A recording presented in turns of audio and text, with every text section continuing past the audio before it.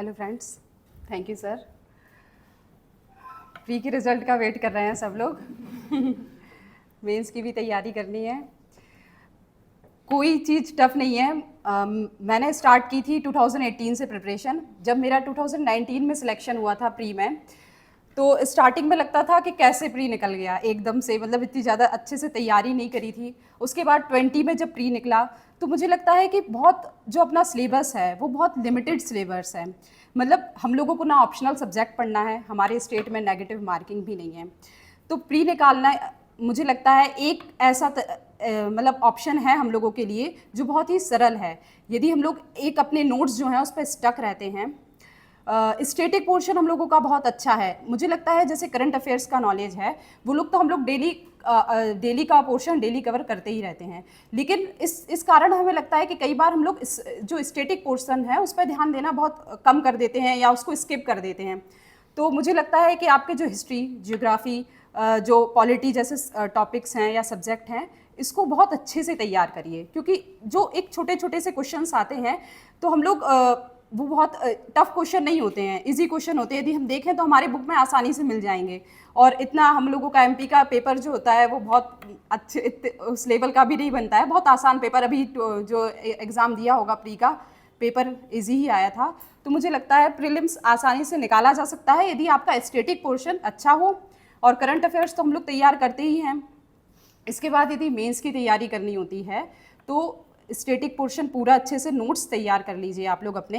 Writing practice बहुत ज़रूरी है। मुझे लगता है कि यदि जो हिंदी मीडियम के स्टूडेंट्स हैं, दोनों लोग हैं यहाँ पे, हिंदी इंग्लिश, हाँ, तो जो हिंदी मीडियम के स्टूडेंट्स के फेवर में यदि मैं बात करूँ तो उनके लिए मुझे ऐसे और एथिक्स का जो पेपर है और एक पेपर 5 हिंदी लैंग्वेज का जो पेपर है वो फेवरेबल सब्जेक्ट्स हैं। आप इसमें अपने मार्क्स जो हैं वो इन्हेंस कर सकते हैं। ऐसे की तैयारी से यदि मैं बात शुरू करूं, क्योंकि ऐसे जो है आपकी प्रैक्टिस पर डिपेंड करता है आप कितना करंट अफेयर्स से जुड़े हुए हैं। यदि आप जैसे बहुत सारी मैगजीन्स आती हैं, योजना, कुरुक्षेत्र, ये हमें लगता है कि हम एमपी के स्टूडेंट्स हमें क्यों पढ़ना है ये कोचिंग, ये मैगजीन्स, क्योंकि जनरली ऐसा हम लोग एजम्पशन लगाकर बैठते हैं कि यूपीएससी की तैयारी करते तो ये मैगजीन्स पढ़ते।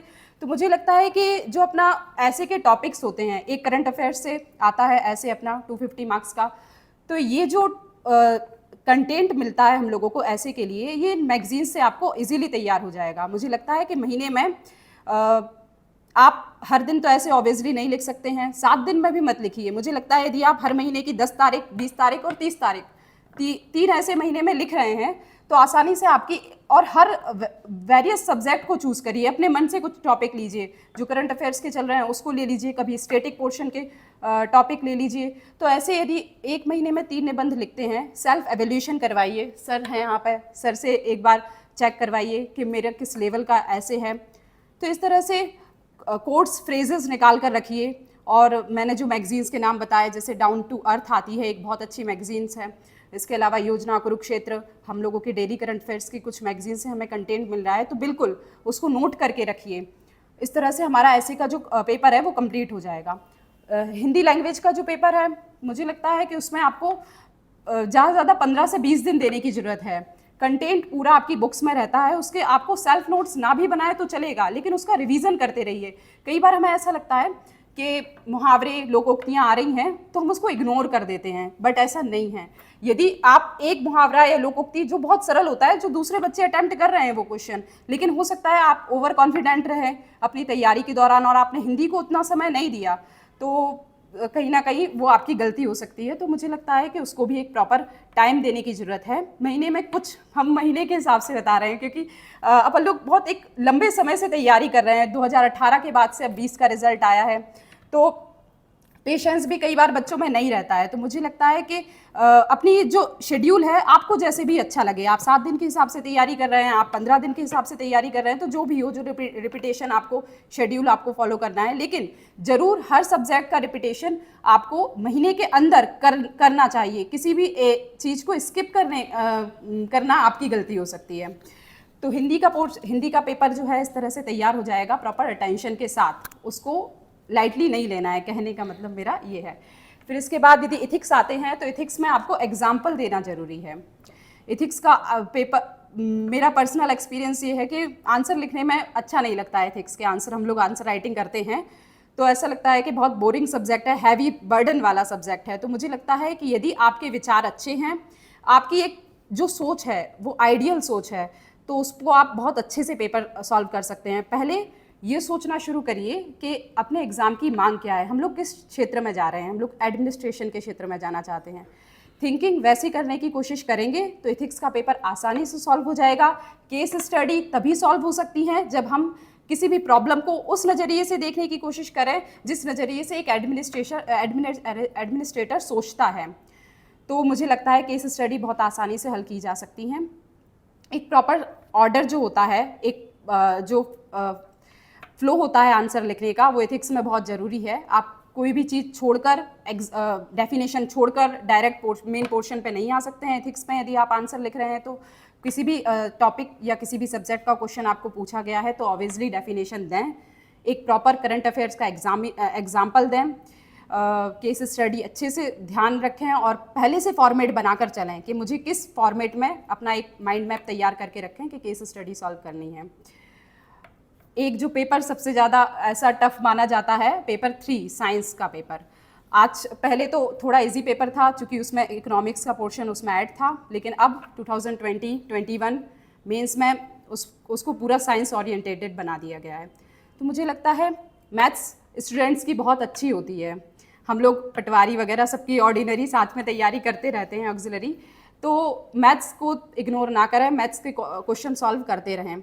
इसके साथ कंप्यूटर बहुत आसान सब्जेक्ट है, उसके आप नोट्स नहीं भी बना रहे हैं, यूट्यूब से कहीं से भी तैयारी कर लें। कंप्यूटर एक ऐसी यूनिट है जिसके क्वेश्चन यदि आते हैं तो आप आसानी से सॉल्व कर सकते हैं। मतलब मेरा ये मानना है कि किसी भी पॉइंट को आपको छोड़ के नहीं जाना है, चीज़ें बहुत आसान है। माइंड में ये रखना है कि चीज़ें सरल हैं और करने वाले लिखने वाले केवल हम ही हैं। इसके साथ ही जो अपने बेसिक सब्जेक्ट है, मुझे लगता है कि आर्ट्स बैकग्राउंड वाले जो स्टूडेंट्स हैं उनके लिए थोड़ी प्रॉब्लम हो सकती है साइंस में, लेकिन पढ़ना तो है ही, उसका कोई सब्स्टिट्यूट नहीं है क्योंकि 3 यूनिट हैं साइंस की, फिज़िक्स, केमिस्ट्री और मैथ्स की। फिज़िक्स, केमिस्ट्री, बायोलॉजी और फिर इसके बाद मैथ्स आपको करनी है। आर्ट्स वालों के लिए मैं बोल रही हूँ, तो उसको बर्डन समझ के करें या किसी भी तरह से करें, लेकिन ज़रूर कंप्लीट करके रखें। नोट्स यदि शॉर्ट नोट बनाना चाहें बिल्कुल बनाएं।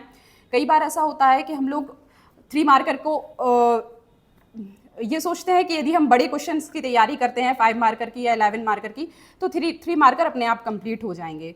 तो ऐसा नहीं है, 3 मार्कर की अलग डिमांड होती है।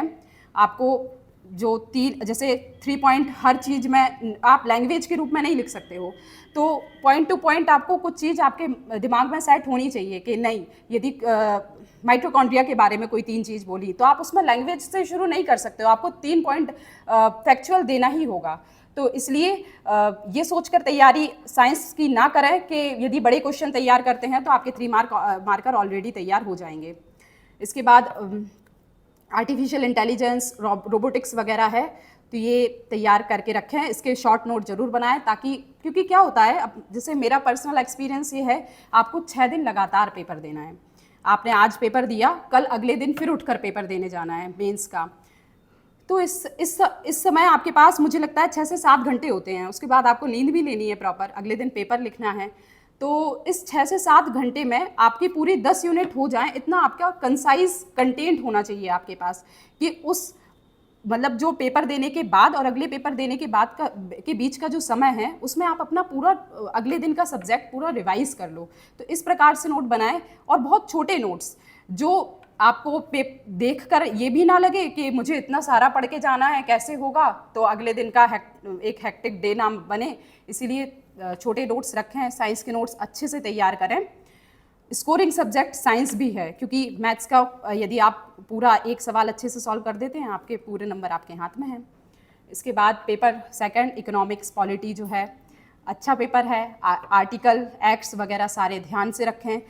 कोई जैसे इकोनॉमिक्स की यदि बात करें तो डेटा लिखना बहुत ज़रूरी है। आप ग्राफ ज़रूर बनाएं। जैसे मुझे लगता है कि अपन लोग डेली करंट अफेयर्स मैगजीन्स जो पढ़ते हैं उसमें बहुत सारे सूचकांक आते हैं, इंडेक्सेस आते हैं, रिपोर्ट्स आती हैं, तो उसको एक अलग, मैंने तो अपनी एक डाटा की अलग से कॉपी बनाई थी जिसमें जितना भी जो भी डाटा आ रहा था, जैसे वाटर मैनेजमेंट इंडेक्स वगैरह नीति आयोग जो जारी करता है, तो ये जो आपको डेटाज मिल रहे हैं इसको अपनी कॉपी में लिख लो और फ्लो चार्ट के रूप में लिख लो, ताकि अगले जैसे पेपर की तैयारी कर रहे हैं आप इकोनॉमिक्स की, तो आसानी से पेज पलटाते जा रहे हैं, आपके सारे जो नोट्स हैं, इंडेक्सेस हैं, वो सारे रिवाइज होते जा रहे हैं। और ये जरूर ध्यान रखें, जैसे एग्जाम्पल के रूप में हम देखें जेंडर गैप इंडेक्स है, यदि महिलाओं के संबंध में कोई क्वेश्चन आता है, सोशियोलॉजी का ही क्वेश्चन आ रहा है, तो आप उसको वहाँ भी मेंशन कर सकते हैं। ज़रूरी नहीं है कि आपने इकोनॉमिक्स में वो चीज़ पढ़ी है या पॉलिटी में वो चीज़ पढ़ी है तो आप उसको केवल वहीं, तो आपको लिमिटेड नहीं रहना है। आपको आंसर राइटिंग करते समय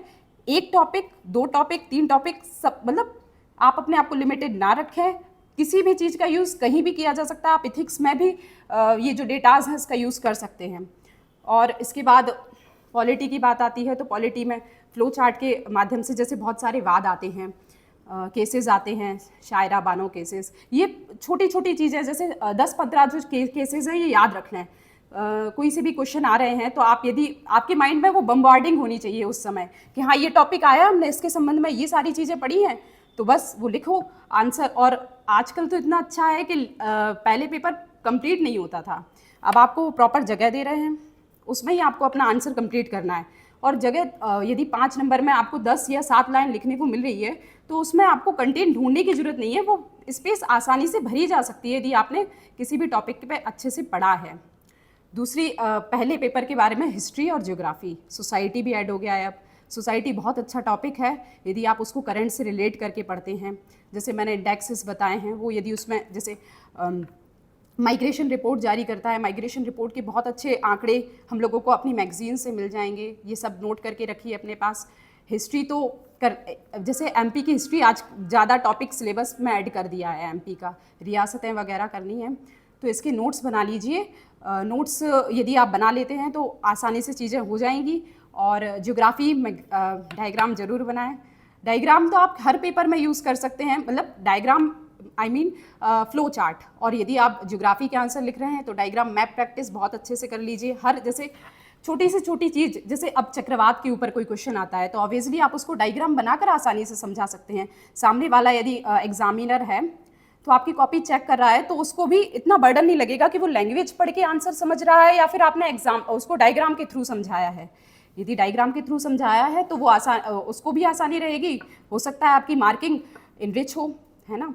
इसके बाद लिखने का जो शैली होनी चाहिए वो ऐसी हो कि आपने इंट्रोडक्शन तो दिया है। आजकल क्या होता है, जो 5 मार्कर क्वेश्चन होते हैं उसमें कई बच्चे कंफ्यूज रहते हैं इस बारे में कि इंट्रोडक्शन दें या ना दें। मुझे लगता है इंट्रोडक्शन देना चाहिए। आप भले ही 1 या 1.5 लाइन का इंट्रोडक्शन दे रहे हैं लेकिन इंट्रोडक्शन जरूर दें, क्योंकि उसमें आपको क्या होता है, आपने क्वेश्चन पढ़ा, आपको क्वेश्चन समझ में आया, उसकी पहचान आपको इंट्रोडक्शन पढ़कर होगी एग्जामिनर को, ताकि वो आगे का आंसर भी अच्छे से पढ़ सके। भले ही आप कंक्लूजन ना दें या कंक्लूजन छोटा दें 1 लाइन का, बीच में आपके लिए आपका मेन जो बॉडी है आंसर लिखने की, उस बहुत सारी जगह रहती है और कंटेंट भी आसानी से मिल जाएगा। और इंट्रोडक्शन लिखते हुए आप आगे का कंटेंट भी तैयार कर सकते हैं अपने माइंड में, क्योंकि वहाँ टाइम इतना नहीं रहता है कि हम बैठ कर सोचना स्टार्ट करें कि मुझे लिखना क्या है। तो इस तरह से अपने सारे पेपर अच्छे से तैयारी करके देखें और इंटरव्यू की बात अपन लोग करेंगे आगे, है ना। आप लोगों की कोई क्वेरी वगैरह है? अगर क्वेश्चन में 3 फैक्ट पे फोकस करना है, मतलब अगर कोई डेफिनेशन से रिलेटेड कोई टॉपिक है, हाँ, तो फिर उसमें हम कैसे? जैसे कई बार जैसे एग्जाम्पल है अपन लोग, उन्होंने पूछा संक्रामक रोग, केवल संक्रामक रोग ही लिखा है वहाँ क्वेश्चन में, तो संक्रामक रोग में अपन को डेफिनेशन देनी होगी, उसके बाद एग्जाम्पल। तो हम लोगों को ये माइंडसेट नहीं बना के रखना है वहाँ पर कि 3 मार्कर में 3 पॉइंट ही लिखने हैं, 3 फैक्ट्स ही लिखने हैं। जो क्वेश्चन की डिमांड होगी हमें वो समझने की ज़रूरत है। पहले हम लोगों की एनालाइजिंग कैपेसिटी बहुत अच्छी होनी चाहिए, हमें क्वेश्चन को समझना बहुत अच्छे से आना चाहिए। कोशिश ये करें कि हम लोग, अब बहुत आसान है पढ़ाई, मुझे ऐसा लगता है, क्योंकि अब लोग टेलीग्राम से कितने भी टेस्ट ले सकते हैं, टेलीग्राम से कितने भी पेपर सॉल्व कर सकते हैं, ज़रूरी नहीं है आप टेस्ट सीरीज ज्वाइन करो। अभी मैं पोस्टल डिपार्टमेंट में हूँ, इंटरव्यू के समय टाइम नहीं था कि इंदौर जाते मॉक देते। सर से कांटेक्ट किया कि सर इंदौर जाने का तो टाइम नहीं है, मॉक की प्रैक्टिस करनी है, तो सर ने कहा बिल्कुल आप इंस्टीट्यूट में आइए, मॉक दीजिए। अच्छा गाइडेंस मिला सर का।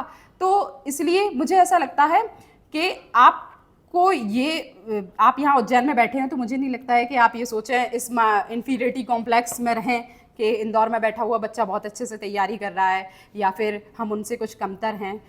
बिल्कुल ऐसी कोई बात नहीं है, हर व्यक्ति की अप्रोच में हर चीज़ें हैं, इसलिए बस ये है कि थोड़ा सिलेक्टिव रहें अपने कंटेंट को चूज़ करने में, अपनी साइट्स को यूज़ करने में, कहाँ कौन सी साइट को आपको ऑप्ट करना है उस चीज़ के लिए बहुत ध्यान से किसी भी कंटेंट का सिलेक्शन किए। हो सकता है आप कंटेंट चूज़ करने में ब्लंडर कर सकते हैं, क्या पढ़ना है क्या नहीं पढ़ना। सर से ज़रूर एक बार पूछें किस डायरेक्शन में आपको आंसर लिखने हैं, डेली आंसर राइटिंग प्रैक्टिस करें।